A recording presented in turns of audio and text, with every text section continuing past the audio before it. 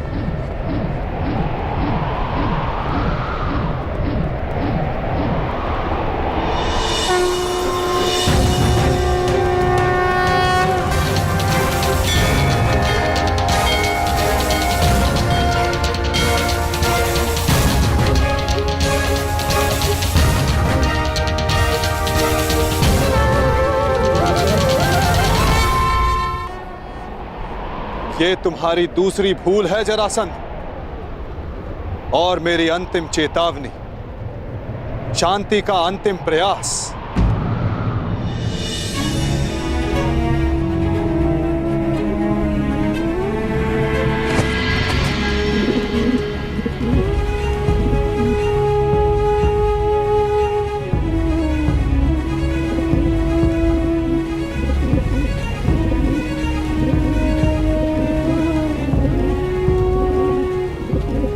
सुन रहे हो जरासंध? ये अबोध भी कह रहा है कि शांति रखो। इसके स्वर के बीच के विराम की शांति अनुभव करो जरासंध।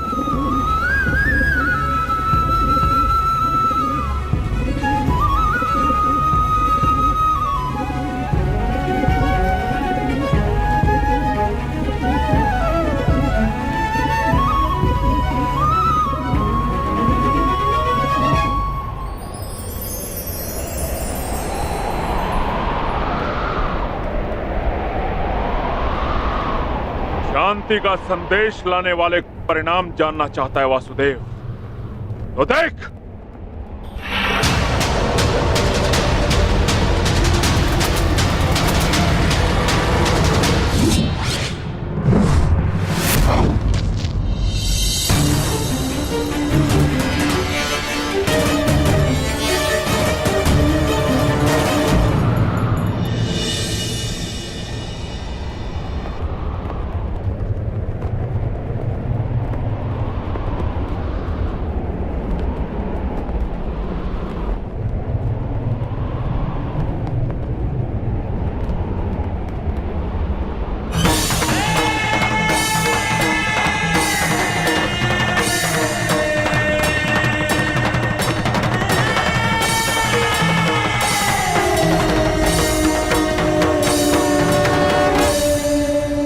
मैं संधि प्रस्ताव लाया। तुमने शांति दूत का वध किया, मैंने शास्त्र से समझाने का प्रयास किया, तुमने शस्त्र उठाया।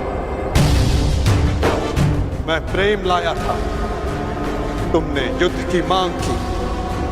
तुम्हें युद्ध चाहिए जरासंध, तो लो, मैं तुम्हें युद्ध देता हूं।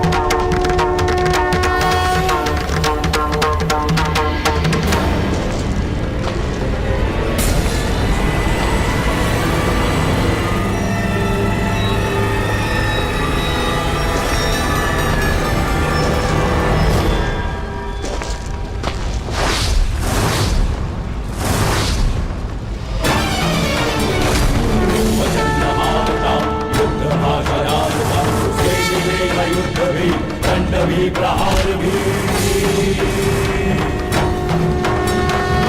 कटेगा पाप का, नाश होगा नीच का, नमन करेंगे वासुदेव उसका अहंकार भी।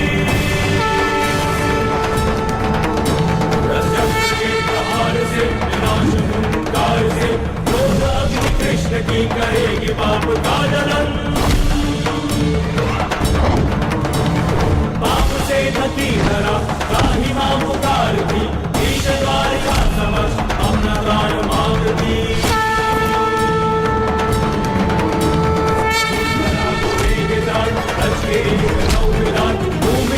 करके पाप को सजेगी आरती,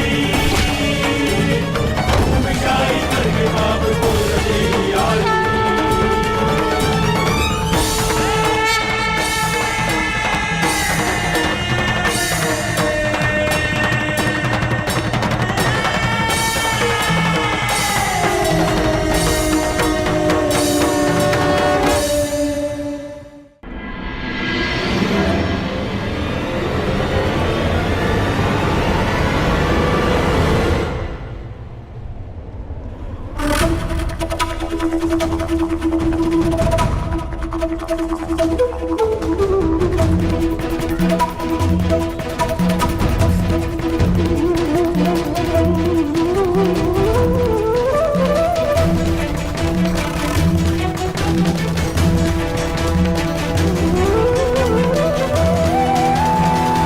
हर पाप के मार्ग में आना मेरा कर्तव्य है, परंतु नियति के मार्ग में आना मेरा अभ्यास नहीं।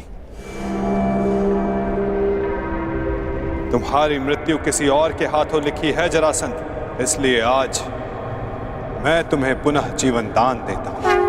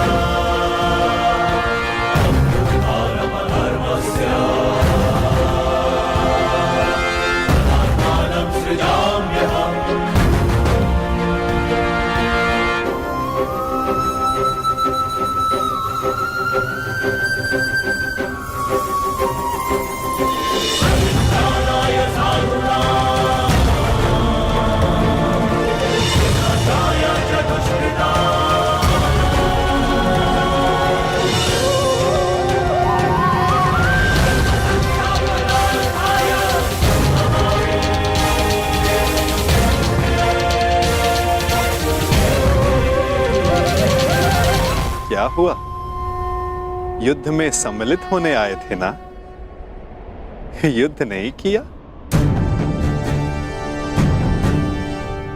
आपने मुझे विकल्प चुनने को कहा, परंतु अवसर नहीं दिया। अब अनुभव हुआ कि मुझे यहां युद्ध में सम्मिलित होने के लिए नहीं, युद्ध का साक्षी बनने के लिए लाया गया था। अनगिनत जरासंधों से भरे इस संसार में एक कर्ण से वार्तालाप करके अच्छा लगा। तुम अब भी भ्रम के पार देख सकते हो कर्ण। युद्ध समाप्त हुआ और तुम्हारे वचन पूर्ति का उपकर्म भी।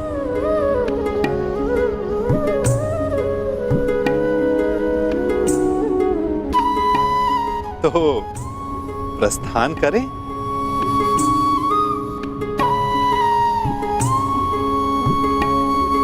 रुकिए।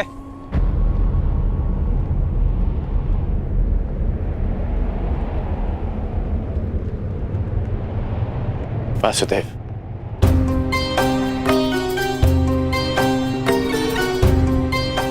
अपने आप नटवर है और ना मैं रथी, इसलिए अब ये रथ मैं चलाऊंगा। अब आपका सारथी मैं बनूंगा वासुदेव। मैं सदा नटवर था और सदा नटवर ही रहूंगा अंगराज। नियति ने हमारी जीवन यात्रा में तुम्हारा रथी होना निश्चित किया है और मेरा सारथी होना।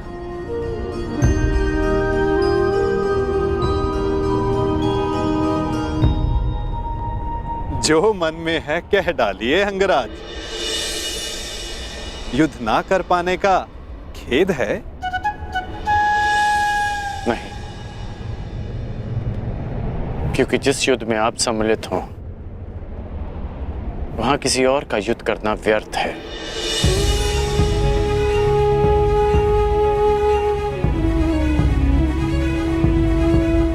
नियति के चक्र को कौन समझ पाया है कर्ण? कौन जाने वो दिन आए कि हम दोनों युद्ध में सम्मिलित हों और मैं सम्मिलित होकर भी शस्त्र ना उठाऊं।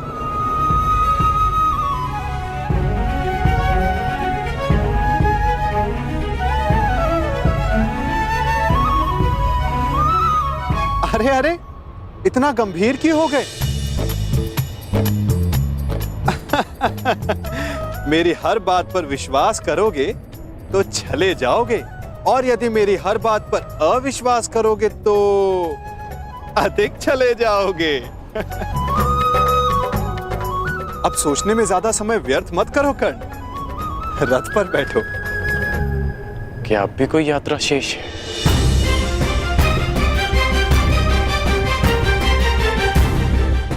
यात्रा तो अनावृत नियम है कर्ण।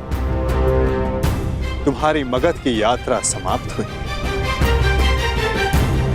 हो सकता है कहीं और किसी नई यात्रा का प्रारंभ करने जा रहे हैं।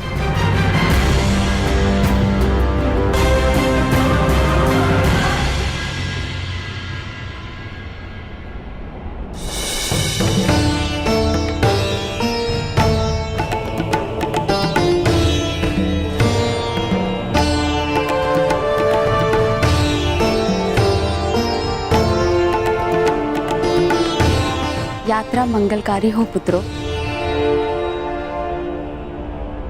हाँ युवराज, तुम्हारी कीर्ति की अग्नि से वारणावत की हर दिशा प्रकाशित हो।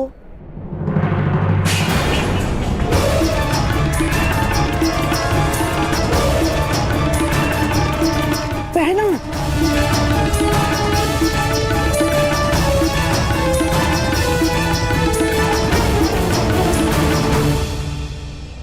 ये तो अपशगुन है। यात्रा प्रारंभ करने से पूर्व आरती की थाली गिरना, यह अशुभ संकेत है। मुझे लगता है कि आप लोगों को ये यात्रा स्थगित कर देनी चाहिए।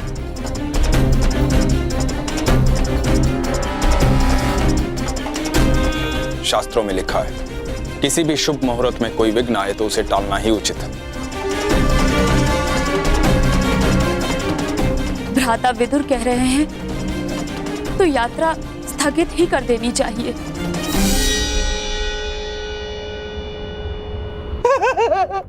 क्या क्या कह रहे हो बहना? अरे अग्नि तो पवित्र होती है और कदाचित अग्निदेव ये संकेत दे रहे हैं कि इस यात्रा में वो पांडव भांजों के साथ ही है।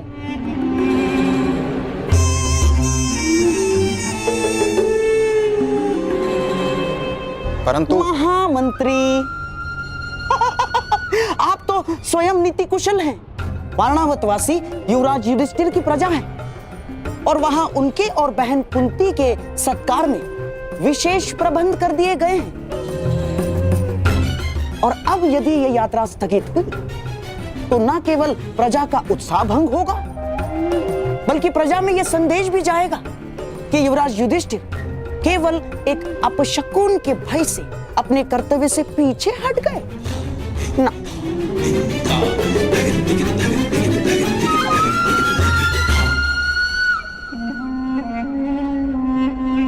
महामंत्री, ये युवराज युधिष्ठिर का अपयश होगा। परंतु यहाँ युवराज की सुरक्षा का प्रश्न है। सुरक्षा? महामंत्री, जिसके साथ भीम और अर्जुन जैसे महाबलशाली भाई हों, जिन्होंने पांचाल को बात ही बात में परास्त कर दिया हो, उन्हें किसका भय?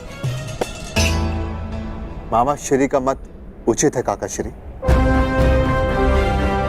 परंतु आपकी मंत्रणा भी आवश्यक है। यदि आप कहेंगे तो हम नहीं जाएंगे।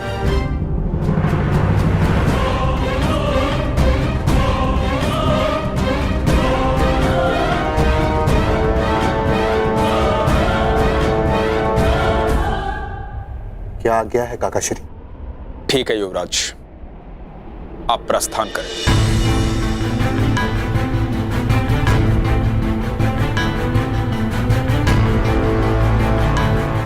यात्रा मंगलमय हो।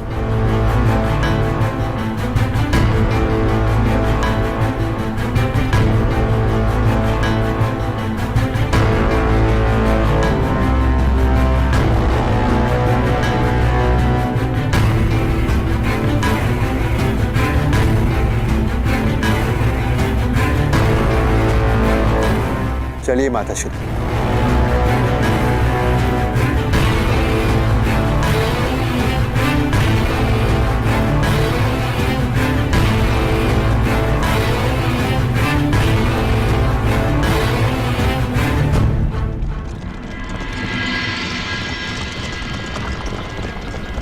अंतिम विदाई युवराज, अंतिम विदाई। अब कदाचित हस्तिनापुर तुम्हारा मुख कभी न देख पाए।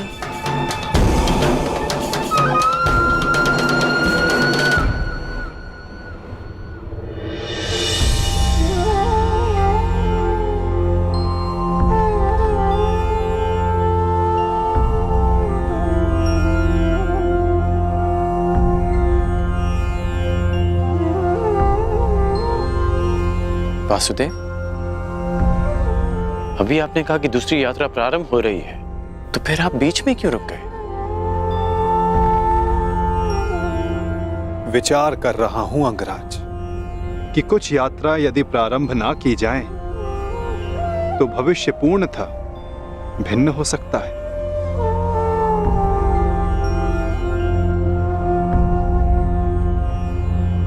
मैं आपकी ये पहेली भी समझ नहीं पाया।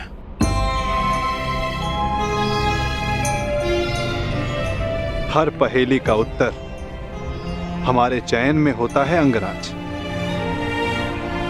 और भविष्य चयन पर निर्भर करता है।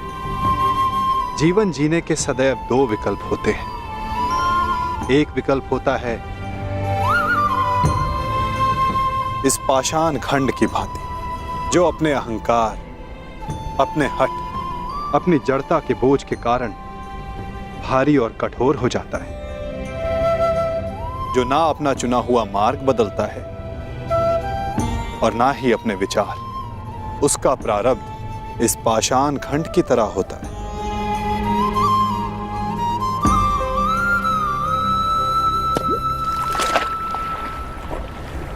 जल में डूब जाना। और दूसरा मार्ग वासुदेव?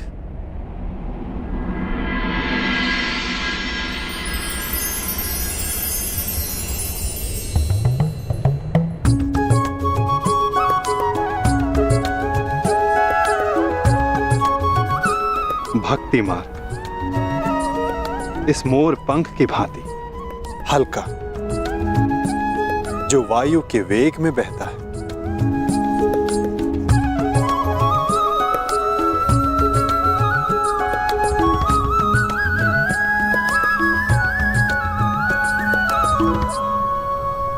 जो इस मोर पंख की भांति होते हैं, वे अपने आप को ईश्वर की इच्छा के हाथों ऐसे समर्पित कर देते हैं जैसे इसने स्वयं को वायु को समर्पित किया। इसीलिए वायु उन्हें किसी भी ओर ले जाए, वे सदैव ईश्वर की गोद में रहते हैं।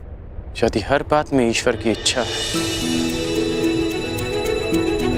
और प्रकृति भी ईश्वर की गोद है, तो ये पाषाण ईश्वर की गोद में ही गया है। तो इस प्रकार तो ये दोनों मार्ग एक ही हुए ना वासुदेव? पाषाण हो या पंख, वायु के साथ बहें या जल में मग्न हो जाएं, रहना तो ईश्वर के साथ ही है।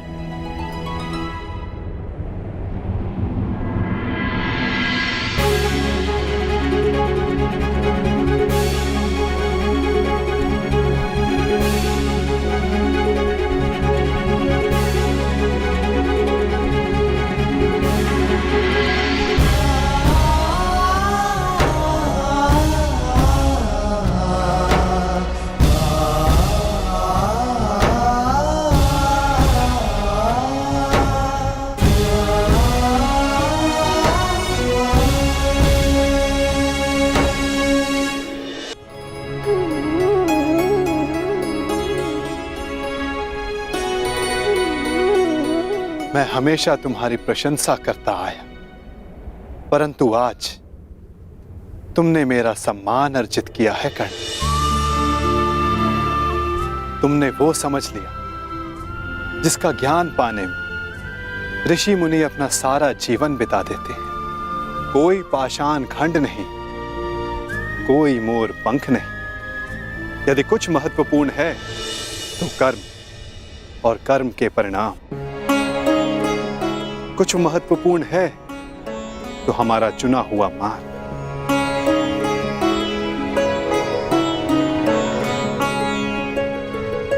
बहुत ज्यादा सोचते हो अंगराज, बहुत समय भी व्यर्थ करते हो। अब यहीं रहना है या आगे चलें? रुके तो आप हैं वासुदेव। कहा था ना, जीवन मार्ग में रुककर देख लेना चाहिए कि लक्ष्य उचित है या नहीं। और हमारा मार्ग हमारे साथ छल तो नहीं कर रहा है।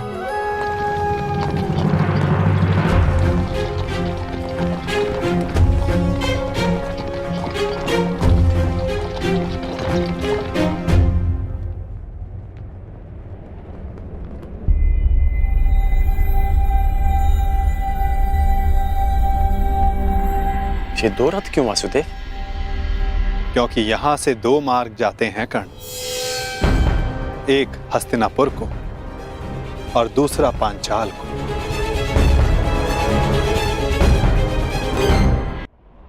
ये दो रथ क्यों वासुदेव? क्योंकि यहां से दो मार्ग जाते हैं कर्ण, एक हस्तिनापुर को और दूसरा पांचाल को।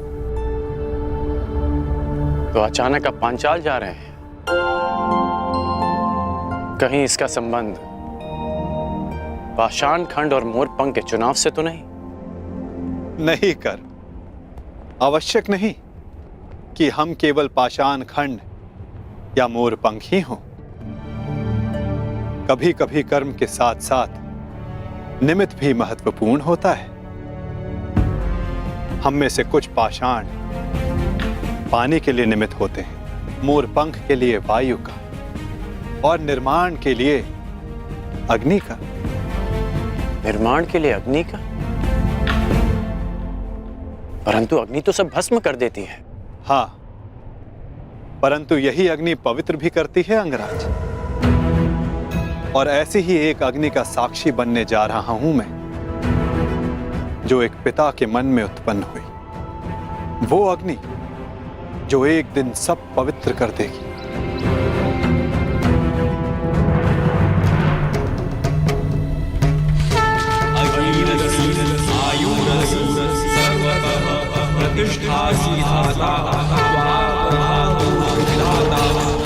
हमारे प्रतिशोध की अग्नि शांत करने के लिए दो अतिथि शीघ्र प्रस्तुत होंगे द्रौपद।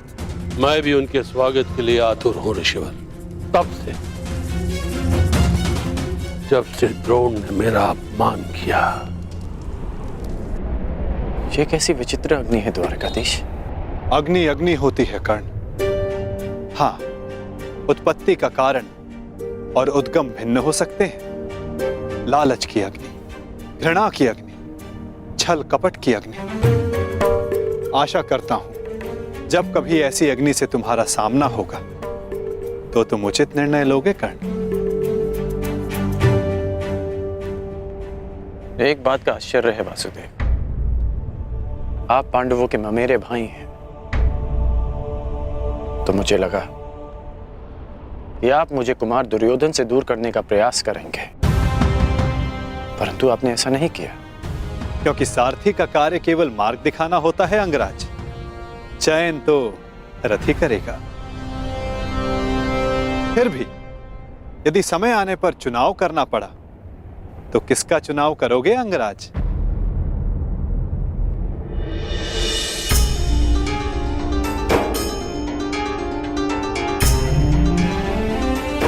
मित्र दुर्योधन का। इसलिए नहीं कि मैं उनके प्रत्येक कर्म को उचित मानता हूं, परंतु इसलिए कि उन्होंने मेरी तब सहायता की जब सबकी दृष्टि में मैं तुच्छ था।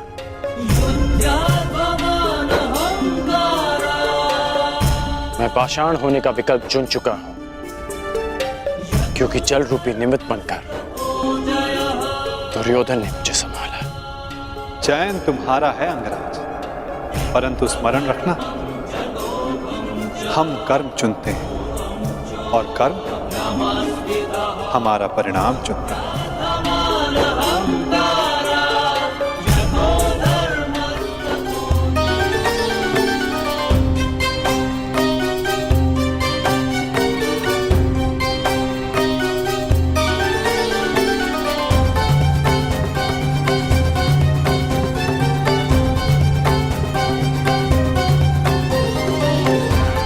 अद्भुत अद्भुत महल बनाया है पुरोचन ने। समझ में नहीं आता, ये वास्तविक भवन है या भ्रम? मैं तुमसे सहमत हूं अनुज, परंतु इतनी सुंदर वस्तुएं सदैव भ्रम और छल ही होती है।